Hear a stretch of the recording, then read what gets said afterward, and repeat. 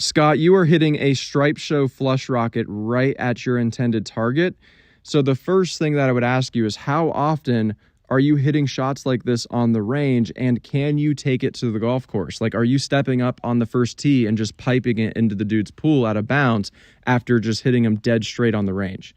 That's the first thing I would ask you, because you have a very solid swing. You can see you work the club basically right up the plane. You get into a pretty solid spot at the top, lead arm kind of matching shoulder plane, hands above your heels. The shaft is in one line. You do have a slightly stronger grip with your lead wrist is flat. Your club face is a little bit too closed. That would be the better way to err, in my opinion, but something that we can keep an eye on. You beeline your hands down to the ball. You shallow the club back down onto the original plane. You do a pretty good job of releasing and rotating through, which is why you're hitting an amazing shot here, right? So how often are you able to take this out on the golf course, right? Because if you can't take this out on the course, then we need to work on something completely different other than your golf swing. Okay, so like pre-shot routines, picking good targets, all of that fun stuff.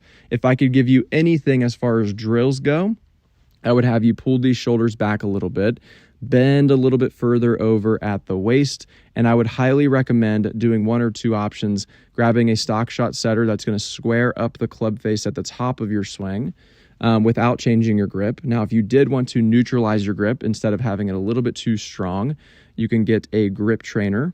I recommend the one that you can actually mold onto a club.